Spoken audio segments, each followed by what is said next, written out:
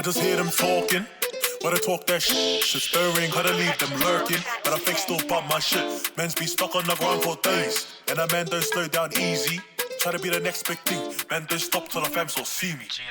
Cause a man straight swerving, curving when I talk that Kia ora, welcome to Spinny Yarns, the best podcast coming out of Kora. Oh, it's a new one. It's a new slogan I'm trying to push. Best podcast coming out of Kora. Epic as.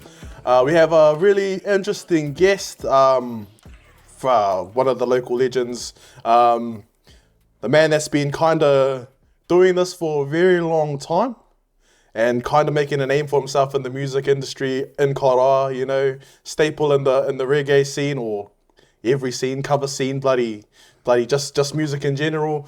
I tried to get him on last time, but my equipment was a bit shitty, so so I upgraded and now I got the bro in. But you know, I can introduce him, say epic as things, but I'll let him introduce himself, none other than the brother, Jackson Taylor. How are you, my bro? Good, my bro, good. Kia ora team.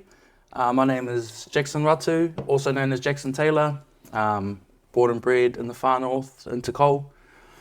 I'm a local musician in a band called JTB, reggae band. I'm also a solo-ish artist, doing some rap stuff, you know, just a all-rounder musician, and yeah, repping the far north. Yeah, my bro. So like, I know as you said, like you've been doing music and everything like that for yonks now. Kind of take us back, my bro. So how did you get your start into music? I first started in music with guitar, learning guitar. Had guitar lessons at around 10, I think, and picked it up pretty quickly. A few years on that, got to high school, carried on working on that, improving my skills at that, and realised while I was at school, found out that I had a pretty decent voice for singing. I didn't even realise until I got there, and people were like, "Oh, you can sing pretty well, you know." Yeah.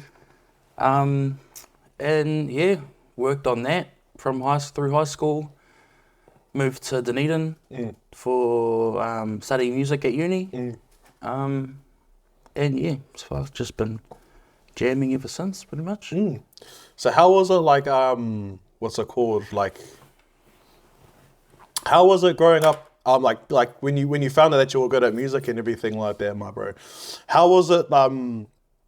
Being at Abundant Life, because I was at the college, bro. I was at Kora College, and I told you this last time when I seen you for the first ever time. You played at the Kora College Talent Quest, and then you blew us all away, bro. You were like the We always thought we were better than everyone else. We thought we were the best musicians. We thought we were better than Taipa. We thought we were better than Poki Mero. We thought we were better than Niwa, and then we damn how thought we were better than Abundant Life. And so you fellas rocked up, bro. And I think you kind of just blew out every single one of the talent on the whole stage that night, my bro. So who was your musical influences? What's it called when you were at Abundant Life? Like, who was the one who helped mold your kind of musical talent? While I was at Abundant Life, it was my music teacher, Jonathan Pittany. Yep.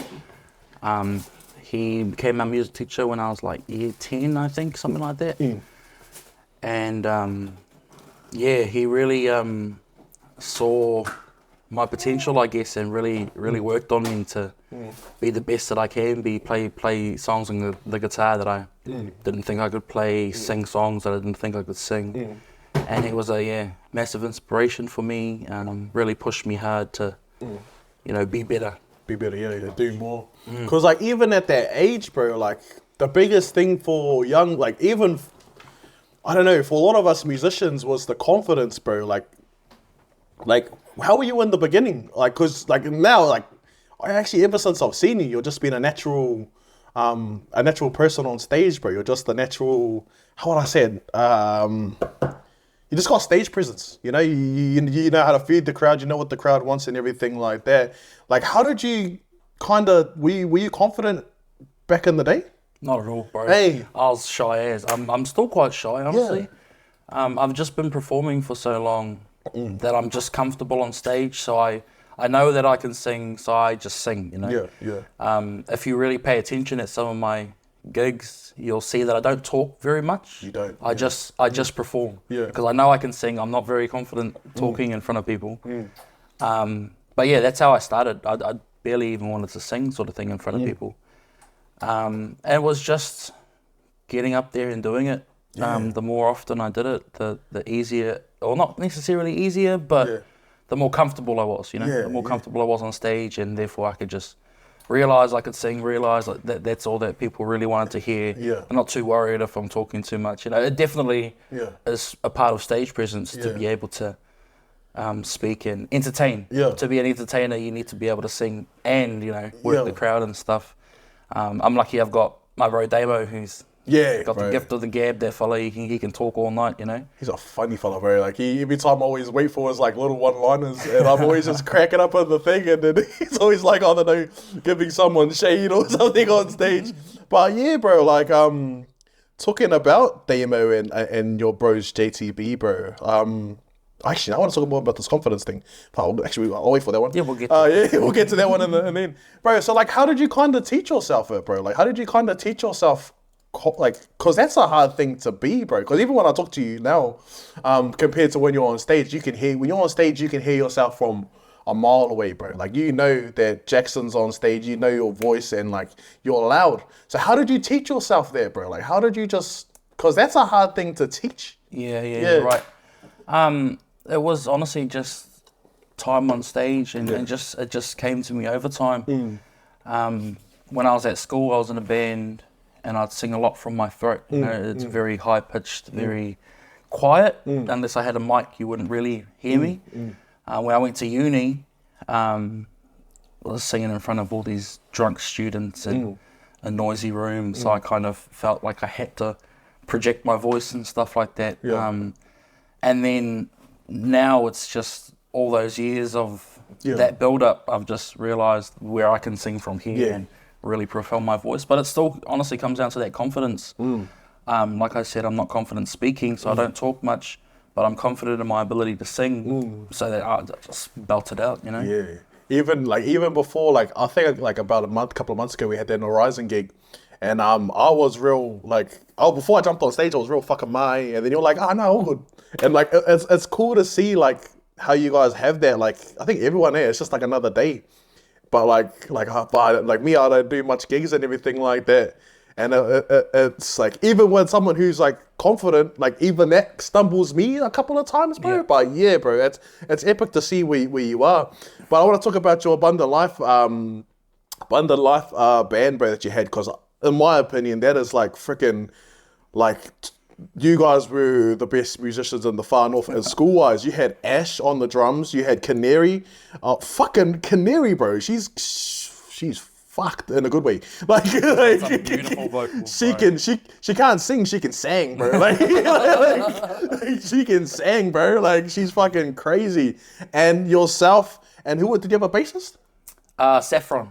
Yes. Saffron. Fuck, yeah, I've heard that voice. I've heard that name a couple of times. But like, how did you guys why didn't that band blow up? Because you guys had so much fucking talent in that one band, bro. I think I seen you guys play once, like ages ago. When we thought we were top shit. But we seen you guys play, and I was like, oh fuck, Ratchet. We'll just move this way. What happened? What happened to that crew that you guys had? I think it was just when we finished school, you know, everyone going off to uni or going off to do whatever they're going to do after school, and wasn't really realistic to try and stay together. If someone's in Auckland, I went to Dunedin, you know, some people stayed up north, and it didn't, you know, there wasn't anything, no big dramas or anything. It just wasn't realistic to try and carry it on. Yeah. But no, it was the formation of that. We got all these people that we already knew, because we all go to the same school. We're in similar age groups, and everyone was learning those instruments. So when we got everyone together, everyone was pretty good already where they're at. I mean, we had Matodi on guitar, bro. And when I first met him, that was the first thing I seen him jamming on the guitar, and I was like, this guy's crazy. Yeah. So everyone was pretty already pretty good at their instrument. I think if I remember right, Saffron wasn't playing the bass. Yep. She was more of a guitarist. Yeah. But we needed a bass player, so she jumped on there. Yeah. And she transitioned Like perfectly. You know, there was no problem to her. Yeah. And I think she plays the bass. I don't know if she does anymore, but at least used to play the bass for some big church in Auckland. Probably. She's been down there since school. Yeah. And yeah, she was the bass player for the big band that was playing down there. Yeah. Like, that's the thing, eh? It's like, great musicians are made in church.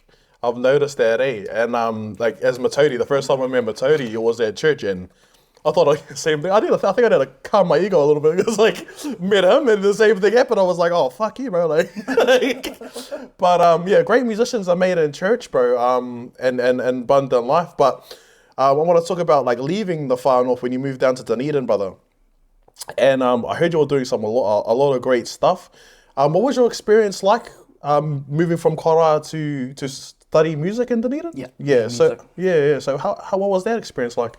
It was really good. The opposite end of New Zealand, you know. I lived in the far north all my life, and then suddenly I'm in the snow with a bunch of random white people that I've never met before, you know. Oh, no. But it was cool. It was a good transition because it was obviously, like, Dunedin's a big city, but at the same time it was still quite country, you know, like, for example, there was a lot of trees and, you know, like paddocks and stuff. It wasn't completely like Auckland, but there's just concrete everywhere. Yeah. So it was a good transition because I didn't feel like I was too out of home. Yeah. And then, yeah, like I spent 4 years down there, and it really built my confidence as a person, apart from a musician or anything. Built my confidence as a person, being away from my family for long periods of times, and yeah, really built me up as a person and musician as well. I learned so much when I was down there that I don't think I could have ever learnt if I stayed up here, you know? Yeah, yeah. Because it is, like, every time I think of Dunedin now, I think of, like, school, music, and pussies. Yeah, that's it. And That's his slogan, I think. You know? yeah, school, music, and pussies. But it's a good thing though, because like when you go into spaces like that, bro, if you can entertain a crowd like that, bro, you can do anything, my man. Yeah. Yeah, and that kind of leads me into the next questions, bro. Is kind of like I seen that you made two of the greatest, two of my favorite songs that you made while you're living in Dunedin. Yeah. One of them is a Far North anthem, eh? So the top three Far North songs, coming out of the Far North that everyone knows, I believe, is Love the Far North from T.A., that's number one, Trotting from the Horizon, and then KTA from Jackson Taylor. Bro, how did you what kind of inspired you to make that song, bro? It was a really buzzy process for that song. So a friend of mine who I spent all 4 years with in Dunedin, goes by the name of Joseph, or Seth Got the Waves. Yeah, and he's cracking it now, eh? Massive producer. Yeah, He's got like 4 times or something. Yeah, platinum songs. Yeah. Big artists, bro. But when I was one of his first artists, I guess. Yeah. When he first started learning to make beats, and he sent me a few, and one of them was the beat for KTA. And I sat down with all these beats and I listened to this one. I was like, fuck, I really like this. I can't really think of anything to write about though. And my flatmate at the time, he said, this beat reminds me of summer, and summer reminds me of the far north, where you're from. And when he said that, I wrote down the first verse and the chorus without having to stop and think about anything. I just wrote it all down. And yeah, it just kind of progressed naturally from there. I took it to Joseph, showed him what I got. He's like, cool, let's do it now. We're in the corner of the room with a stage mic, some mattresses on the wall, and it was no fancy stuff. It was straight just raw mic and no booth or anything. And then a couple of years later, we recorded a couple of years before it actually came out, and he took it home. He had worked with a local producer from where he's from, and they wanted a track to like play with to test his producing skills. and he did all these mixings and everything to it, and he sent it to me. He's like, what do you think? I was like, bro, that sounds beautiful. Yeah, it did, yeah. And then I sat on it for a few months, and one of my mates is like, why don't you release it? And I'm like, oh, this. And he's like, well, do this. I'm like, fuck, you're right. Yeah.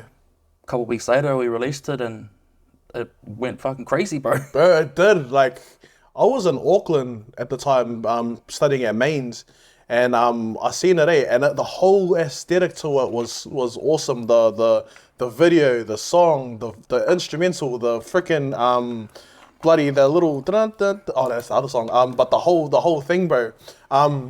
What had the inspiration of the freaking what made you do that video, bro? Because that was just you on the back of a ute or everywhere, just on the selfie camera, bro. Like, fuck. Did your family go, what's this kind of like?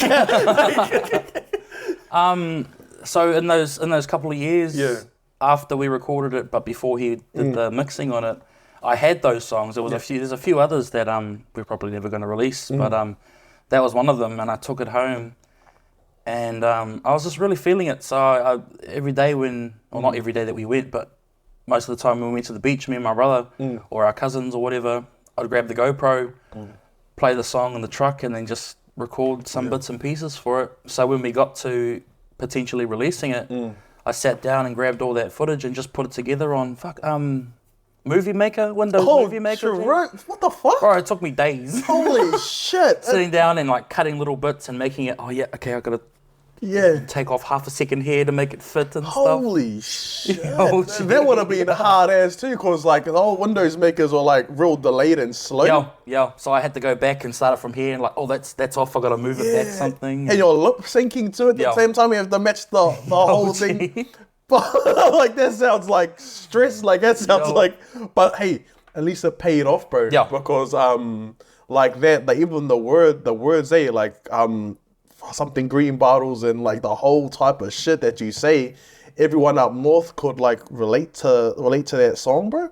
And like it kind of, as you said, our community, so our community is cool. Every time we have like far north influence, the whole thing just gets behind it, gets behind it. Yeah. This is a fucking fun fact. So the song KTA, so we seen that, like, well, that sounds cool. We're gonna call my band at the time Cater or KTA Boys. I made it off that song, bro. So it's fuzzy. I'm like, oh, KTA, and then the bro was like, oh, what's her name? And I was listening to that song. And I was like, fuck this cunt. Like, you fucking doing good. And I was like, oh, fuck KTA Boys. And like, fucking that's it. Bunch of Aucklanders say, that sounds so cool. Like, but yeah, that's the origin, bro. Hey. Going on to moving from Dunedin to back up home, my bro, what was the, what made you just come back home? Because you're a musician, the main thing is just to stay in Dunedin or go to Auckland or go to Wellington or something like that. What made you move from down there back up home? So I was down there for 4 years. I think it was 3 or maybe at the end of the first year until I left. I was in a band that had been put together so when you go down to study music in Dunedin, they put you in a band with people on your first year. So I went down for vocals, so I was the singer. And then they got this guy who come for guitaring, put in with the band. This guy's a drummer, put them with the band. And we got forced to be a band together and figure out, where things fit and how you guys are going to make a sound out of what you've got. Yeah. We got put in a band, and away from uni, we decided to do covers and go and play a gig at bars and stuff, local bars in Dunedin. And we started doing pretty well. We started getting a pretty big name. Shout out Perfect Timing. Nice. Boys. Perfect name. Yeah, it was good. So we started making quite a name for ourselves down there. And then on the 4th year, our bass player decided that he wanted to leave the band and focus on his studies. He wanted to, I think he was doing zoology, I think. Sorry, Pete, if I got that wrong. Yeah. But yeah, something like that.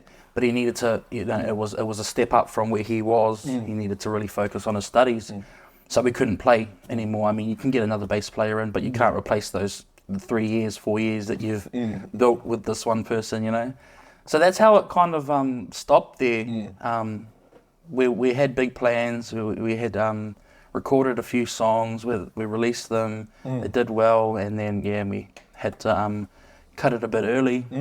Yep. So because of that, I'm like, well, I'm not studying anymore. I got nothing down here. May as well go home. Yeah. And that's what led me to come home. And that was at the 13, 14, 15. At the end of 2016 was when I released KTA. Yeah. And then that after that is when I came home. Yep.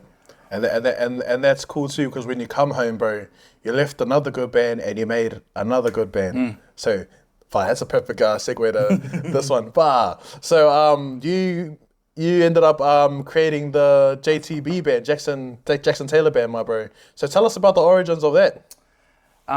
So when I come home at the end of 2016, I got hit up by my old music teacher, Jonathan Pittening. Yep, legend.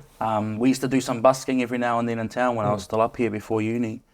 And he hit me up. He's like, hey, do you want to go play at Muscle Rock? This one night, I'm like, yeah, that sounds cool. I'm keen. When I turned up there, he was there with our current band member, Damo. Damo and Jonathan used to go to school together when they were younger, so that's how they know each other. I'd met Damo a couple of times before then, so I knew he was a musician. Met him a couple of times, and then he set up all his gear, all his sound gear for us to play.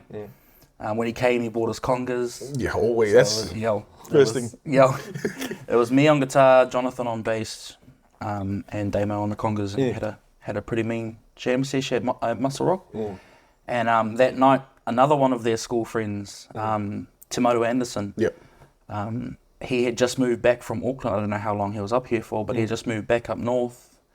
And he come to watch us. And at the end of the night, he's like, fuck, you guys are awesome.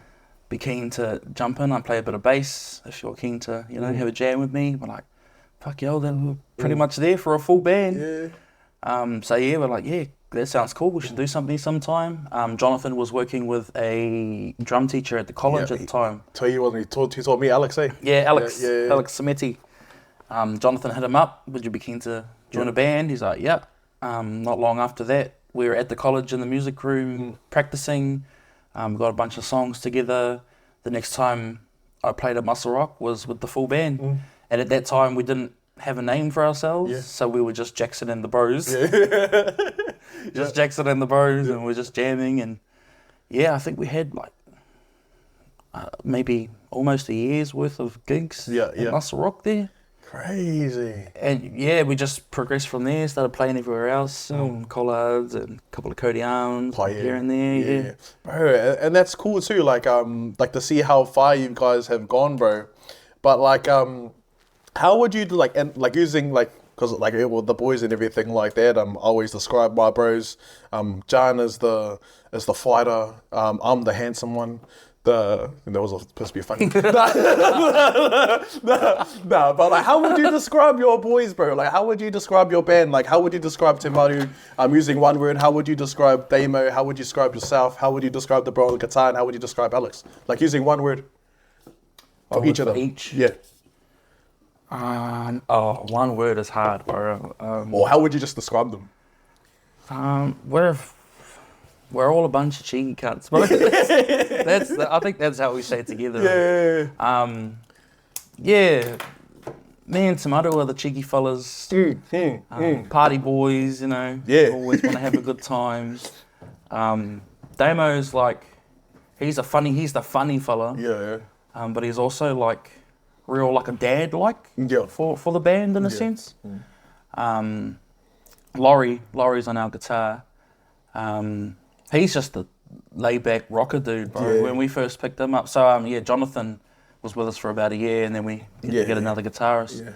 We got Laurie in, and he came from a rock band, and he's done rock all his life, and then he had to come to a reggae band. But he was chill. He's chill as.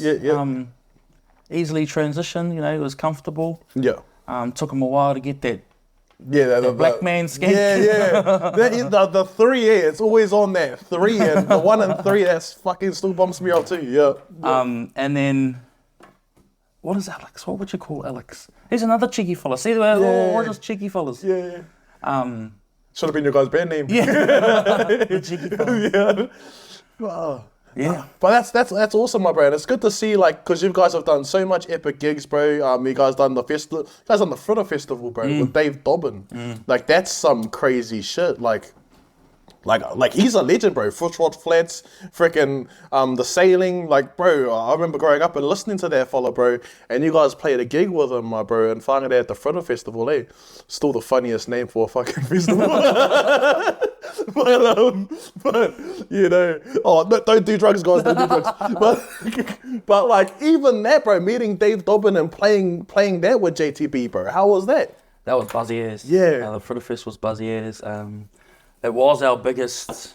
I think it was our biggest crowd that we've played in front of. How big was that? So there was a total of, I think, like 8,000 people attending the Fritter Fest. There wasn't 8,000 when we played, but there was still, let's say 3,000, 4,000, something like that. There was still a lot of people there. Yeah. And it's definitely our biggest crowd that we've played in front of. We knew the level that we were going to, you know, we were going to play at. So we really sat down and curated a playlist, a set list for us to play there. Really worked hard on it. And yeah, we did really well. We think also the feedback that we got was really good. And yeah, playing on the same stage as Dave Dobbin, bro. Yeah, bro. New Zealand legend, bro. Yeah. It was crazy. It was crazy. But no, that's epic, my bro. So like when you're playing on stage, my bro, what's your go-to favorite song to play while you're? Because every time I think of JTB, bro, I think of LAB a lot. Because you guys have that LAB sound. Same thing with like Cora. I always think of Cora. Teenage Dirtbag is always a fucking. I remember when you played at Our Noise just after COVID, eh? And I was sitting there and I was thinking to myself, fuck man, it's a little bit crack up if they done like a American Pie type song. And you guys played Teenage Dirtbag and me and the bro John were like, oh, what the fuck? But yeah, my bro, what's your favorite song to play on stage? Favorite song?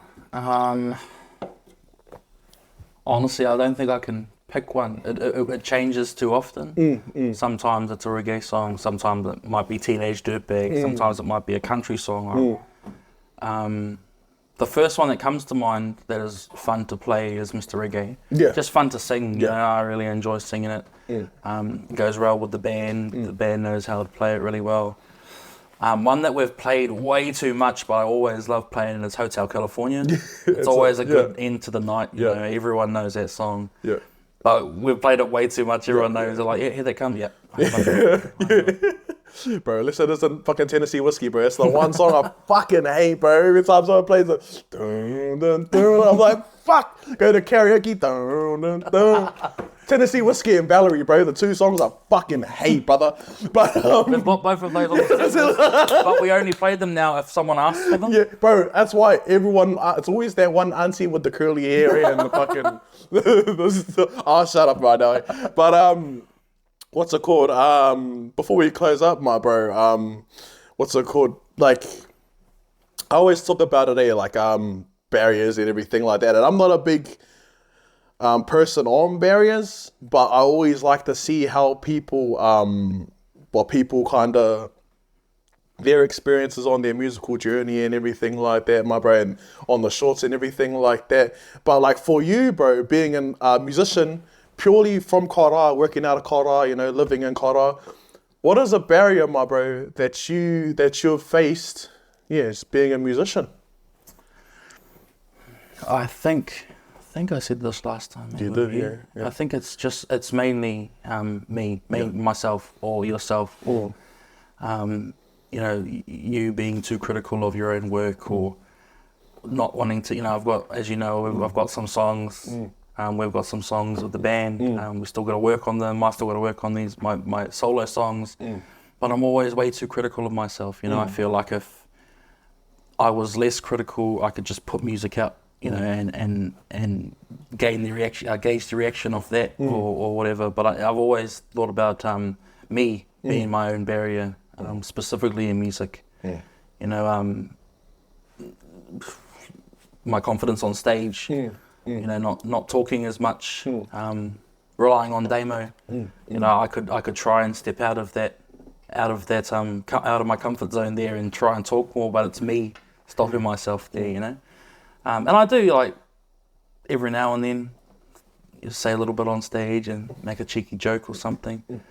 But yeah, barriers, I'd say myself, so me, yeah. Yeah, bro. And that is a thing too. I think a lot of musicians deal with that. It's just we constantly, even me, bro, I'm like, fuck, I got no songs, this sounds trash. But then if I was to play it to one of the bros, they'll be like, oh, what the fuck is this shit, bro? Like, fuck. And it's exactly with your songs, bro. I'm like, holy fuck, this sounds gangster as shit. Like, it's effortless working with, and it's good when you, I learned this from uni. When you work with good musicians, you get good music, and it's effortless. You don't have to do much, and it's cool that you yourself can, you as a good musician, my bro. Fuck, just release music, brother. Fucking oath. So our last question of the day too, before I close us off. I'm a big person on gratitude, being grateful for everything. We focus on the next thing too much, and we kind of have to be present and focus on what's now.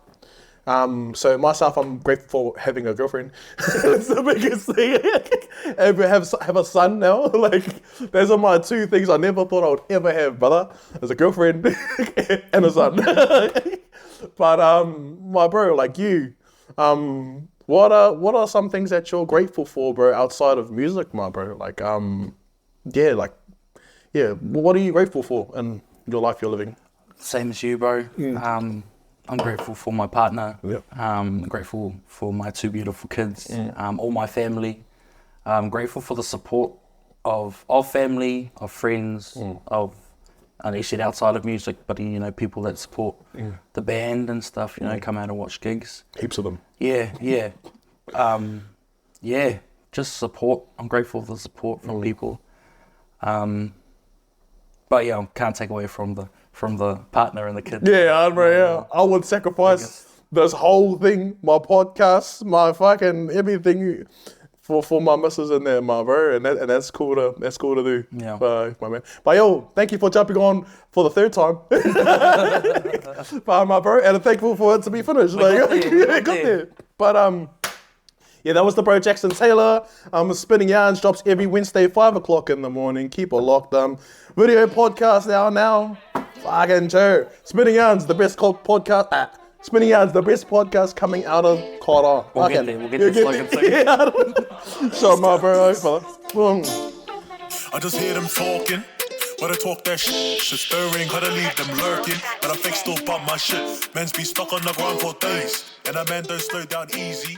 Try to be the next big thing. Man, Spinning Yarns, the best podcast coming out of Kara. Listen to the full episodes on all streaming platforms. Chirp!